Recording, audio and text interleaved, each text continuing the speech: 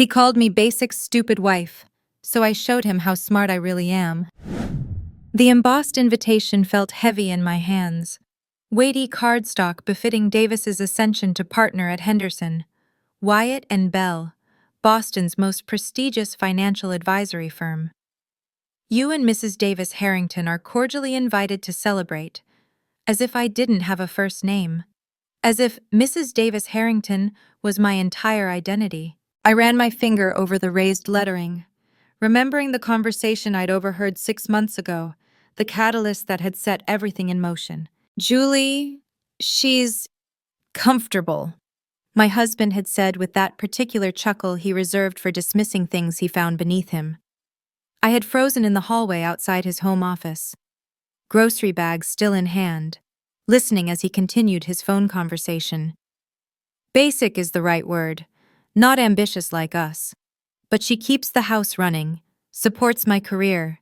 You know how it is with these college sweethearts? They're not meant to challenge you, they're meant to be your cheerleaders. I'd stood there, stunned into immobility, as Davis laughed at something his colleague said in response. Exactly, she has no idea what I'm really doing when I'm working late. God, can you imagine if she knew about Elise about James?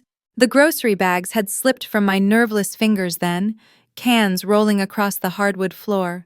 By the time Davis emerged from his office, I'd composed my face into the pleasant, supportive expression he expected, explaining away the noise in my shaking hands with a fabricated story about a near fall. That night, I'd lain awake beside my sleeping husband of 8 years, recalibrating everything I thought I knew about my marriage.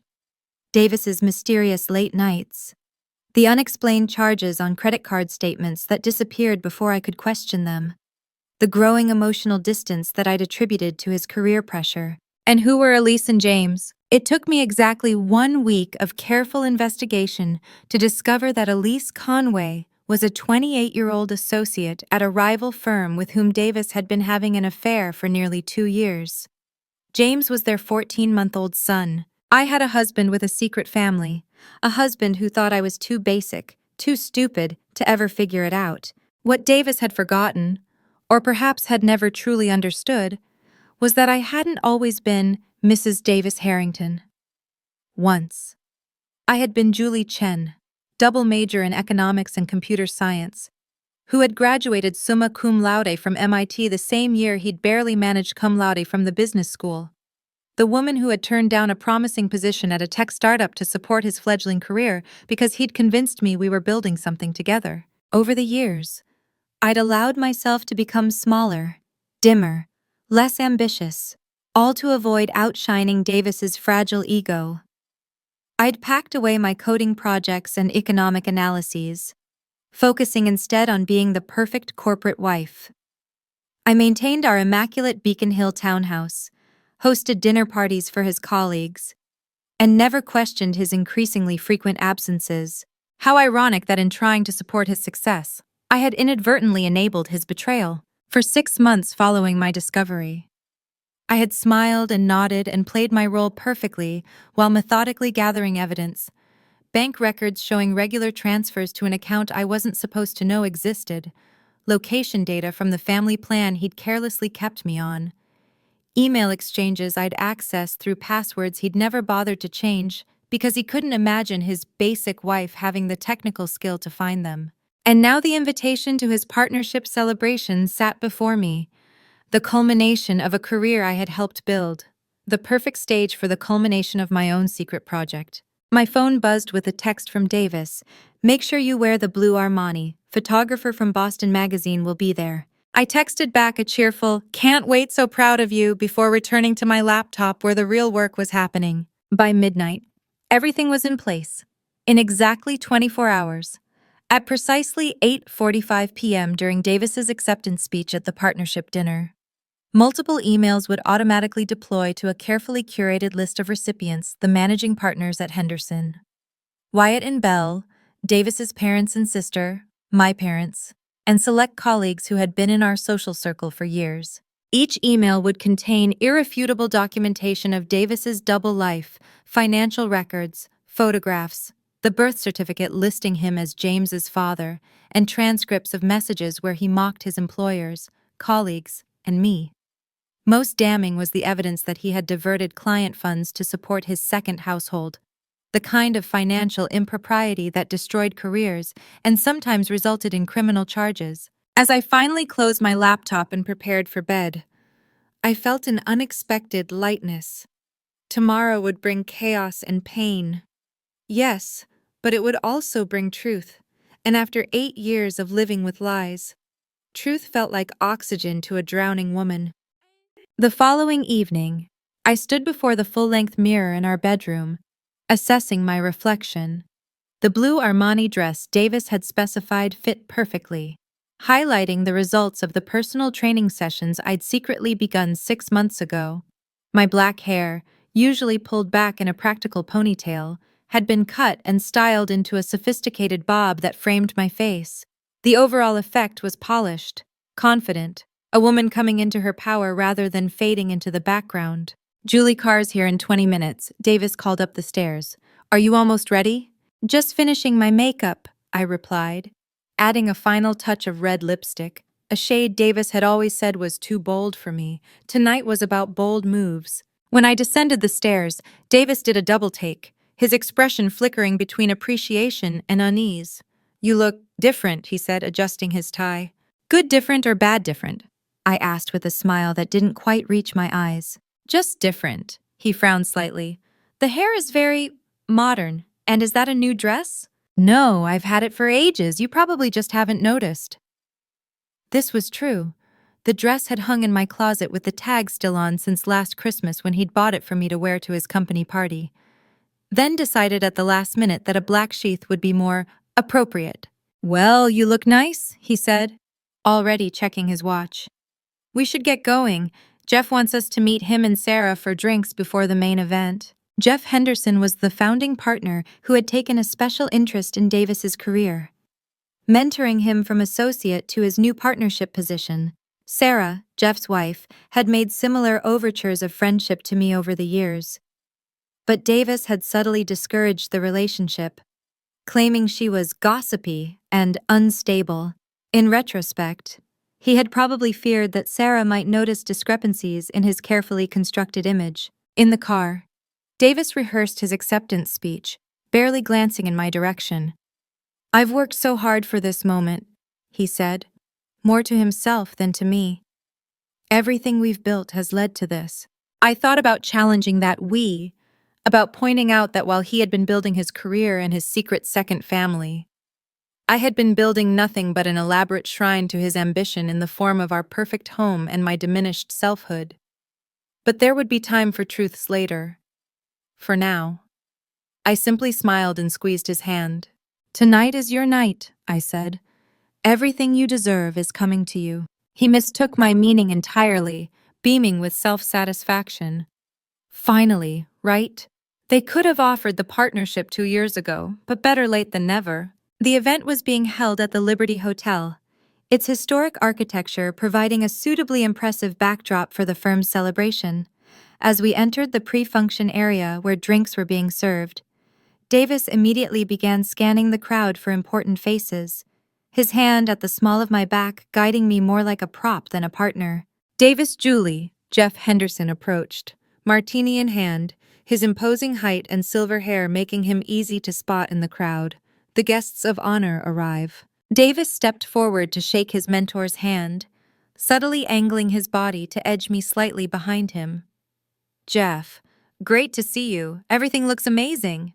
"All Sarah's doing," Jeff said with obvious affection, gesturing toward his wife who was making her way toward us. "You know she doesn't trust the event planners to get the details right." Sarah Henderson was a striking woman in her 50s who had built and sold 2 technology companies before meeting Jeff. Davis had always characterized her as a society wife who filled her days with charity luncheons. But I knew from my research that she still sat on the boards of multiple companies and advised technology investors. Another lie in the tapestry of misleading narratives Davis had woven around us. "Julie, you look stunning," Sarah said warmly, embracing me. "That shade of blue is perfect with your coloring, and your hair, I love the new style." Thank you, I replied, genuinely appreciating her notice. It felt like time for a change. Changes are in the air tonight, Jeff agreed, clapping Davis on the shoulder. Big night for the Harringtons. Bigger than you know, I thought, checking my watch. 7:30 p.m. Just over an hour until digital hell broke loose in Davis's carefully constructed world. We moved through the cocktail hour with practiced ease, Davis working the room while I engaged in the kind of pleasant, unmemorable conversations expected of a partner's wife. I caught occasional glimpses of Davis checking his phone, his brow furrowing slightly each time. By the third instance, I knew he must be trying to reach Elise, who would be notably unreachable tonight. That had been phase one of my plan, ensuring that Elise and James were safely away from the blast radius of tonight's revelations. 2 weeks earlier, I had arranged an anonymous tip to Elise about Davis's marital status, which he had apparently misrepresented to her, and his financial misdeeds. I had included enough evidence to be convincing, but not enough to be actionable legally. That would come later. My message had concluded simply, "He's being investigated. Distance yourself and your son for your own protection. This warning is the only one you'll receive." According to the tracking software I'd placed on Davis's phone, he had spent much of the past 2 weeks trying to contact an increasingly evasive Elise, who had apparently taken my warning seriously. His growing distraction had been noticeable but easily attributed to pre-promotion nerves. At dinner, we were seated at the head table with Jeff and Sarah Henderson, the other managing partners, and their spouses. Davis maintained his charming facade, though I could see tension in the set of his shoulders as he continued checking his phone under the table. "Everything okay?" I asked quietly during a lull in conversation, my voice honeyed with false concern. "Fine," he muttered. "Just checking on that Miller portfolio. Numbers seemed off earlier." Another lie. The Miller portfolio had been finalized weeks ago.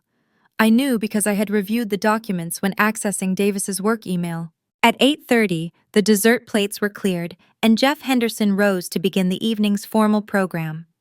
As founding partner, he would introduce Davis, who would then give his acceptance speech before receiving the symbolic partner's fountain pen, a tradition at the firm.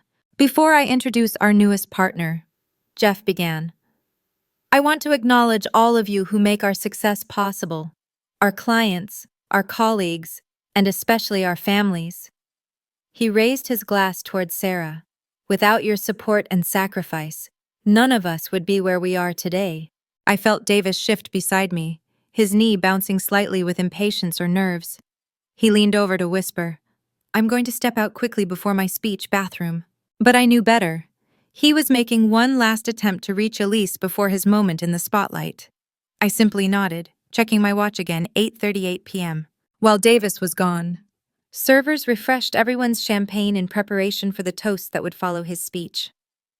Jeff continued his introduction, reminiscing about Davis's early days at the firm and his meteoric rise. At precisely 8:45 p.m., as Davis returned to the table looking frustrated but composed, my automated email system activated. Across the room, phones began to buzz and chime as messages arrived simultaneously. I watched Jeff Henderson frown slightly as he checked his screen, then do a double take, his expression shifting from confusion to shock. "As I was saying," Jeff continued, visibly disturbed but professional enough to persist, "Davis Harrington represents the future of our firm, a man dedicated to integrity and—" He stopped abruptly, looking again at his phone as a second email arrived. Around the room, others were now checking their phones as well, faces registering surprise, disbelief, and in some cases, disgust. "Jeff," Davis prompted, still unaware of what was happening. "Is everything all right?" Instead of responding, Jeff turned to Sarah, who was staring at her own phone with her mouth slightly open.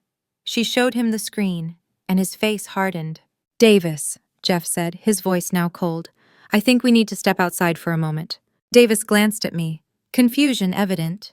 I gave him a small, encouraging smile despite the rapid acceleration of my heart rate. This was the moment everything changed. "What's going on?" Davis asked, rising reluctantly. Jeff didn't answer, simply gesturing toward the exit, As they departed, I noticed other partners huddled together, showing each other their phones, casting glances in Davis's direction. Sarah leaned across the table toward me, her expression compassionate. Julie, have you seen these emails? I shook my head, the picture of innocent confusion, and reached for my clutch. No, what emails? As if on cue. My phone chimed with the same series of messages that everyone else was receiving. I removed it with deliberate slowness, pretending to see the contents for the first time. I allowed my expression to cycle through confusion, shock, and finally, devastation as I scrolled through evidence of my husband's betrayal. Evidence I had spent months compiling. Oh my God, I whispered, my voice breaking perfectly. This can't be real, this can't. I looked up at Sarah, tears filling my eyes on command. Did you know about this? About Elise, about the baby? Sarah moved swiftly to the seat beside me, putting her arm around my shoulders. Of course not, Julie, no one knew. I don't even know what to say. No. Around us, the celebration had devolved into chaos. Partners were on their phones, stepping out to make calls. Spouses were watching me with expressions ranging from pity to morbid curiosity. The photographer from Boston Magazine looked like Christmas had come early, though he at least had the decency to put his camera down. I stood suddenly. I need some air, I said, my voice trembling just enough. Excuse me. I made my way to a small balcony overlooking the hotel's courtyard, breathing in the cool night air. Below, I could see Davis and Jeff in heated conversation, Davis gesticulating wildly while Jeff stood with arms crossed, immovable as stone. A strange sense of calm settled over me as I watched my husband's world collapse. There was no triumph in the moment, no vindictive satisfaction, only a clear-eyed recognition that justice sometimes arrives on its own timetable. Davis had built his success on deception, deceiving me, deceiving his firm, deceiving Elise. Now the truth was asserting itself with the relentless force of gravity. I was so absorbed in my thoughts that I didn't hear the balcony door open behind me. You did this, didn't you? Davis's voice was low, dangerous in a way I had never heard before. I turned to find him standing in the doorway, his face contorted with rage. This has your fingerprints all over it. I regarded him steadily. What gives you that impression I thought I was too basic to pull off something so sophisticated? His eyes widened fractionally. Recognition that I was acknowledging knowledge of his betrayal beyond what had just been revealed in the emails. How long have you known? He asked, his voice slightly hoarse. About Elise and James, 6 months. About your general contempt for me, I think I've always known, but I refuse to see it. He ran a hand through his perfectly groomed hair, disheveling it. So this is revenge. You've just destroyed my career, my reputation. No, I interrupted calmly. You destroyed those things yourself. I merely made sure people knew who you really are. I stepped closer to him, no longer afraid of his anger. Tell me something, Davis. If I'm so basic, so beneath you intellectually, how did I manage to unravel your entire life without you noticing until it was too late? His face flushed dark red. You conniving bitch, you had no right.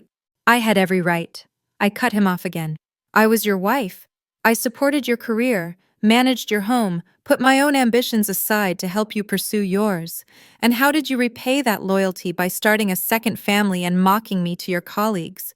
Davis seemed to deflate slightly, calculation replacing rage as he apparently realized that anger wouldn't serve him now. Julie, listen. He tried, his voice softening into the persuasive tone he used with difficult clients. We can fix this. We can issue a statement that your account was hacked, that these emails are elaborate forgeries. I laughed, the sound so genuine it surprised even me. Oh, Davis, the emails are just the beginning. The forensic accountants will find the diverted client funds. The firm's IT department will verify the authenticity of every document. And your paternity of James is a simple DNA test away from being confirmed. I shook my head. There's no putting this genie back in the bottle. Why now, he demanded. Why humiliate me publicly at the pinnacle of my career? Because you never would have felt the impact otherwise, I said simply. You needed to lose everything at once to understand what you've done. The balcony door opened again, revealing Jeff Henderson. His expression was granite. Davis, the police are here, he said flatly. The firm is pressing charges for financial impropriety. Davis paled visibly.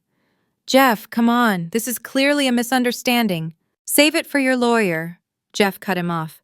I trusted you. We all did. He glanced at me, his expression softening slightly.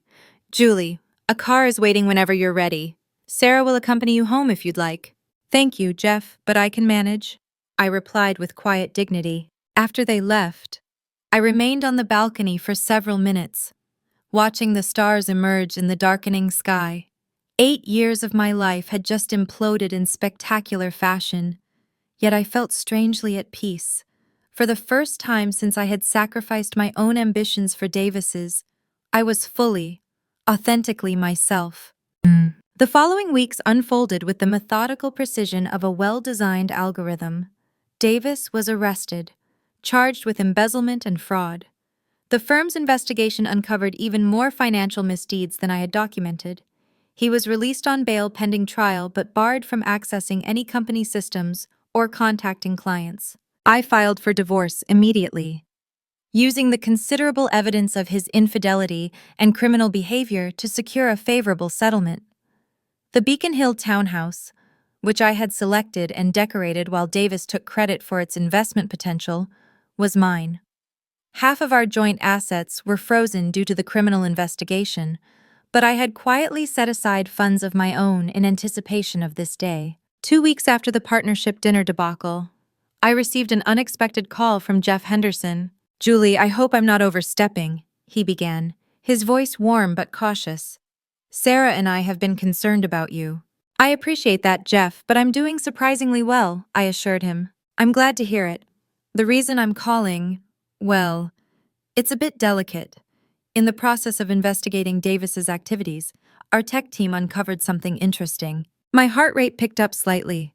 Had they discovered my digital fingerprints on the email exposé? Oh, I kept my voice casual. Yes, it seems that several years ago, someone created a sophisticated algorithmic trading model that the firm has been using as the backbone of our investment strategy. Davis claimed credit for it, but the coding style and mathematical approach, they're clearly not his work. I remained silent, waiting. Julie, that model has elements that match exactly with papers you published as an undergraduate at MIT. Papers that, frankly, were beyond Davis's capability to understand, let alone implement. My hand tightened around the phone. I had developed that model during the first year of our marriage, when I was still trying to contribute professionally while supporting Davis. He had presented it as a collaborative project, then gradually erased my contribution until it became his breakthrough. The firm would like to offer you a position, Jeff continued, not out of charity or apology, but because we need someone with your skills. Sarah mentioned that you've maintained your coding abilities despite not working in the field professionally. We'd like to talk about possibilities, if you're open to it.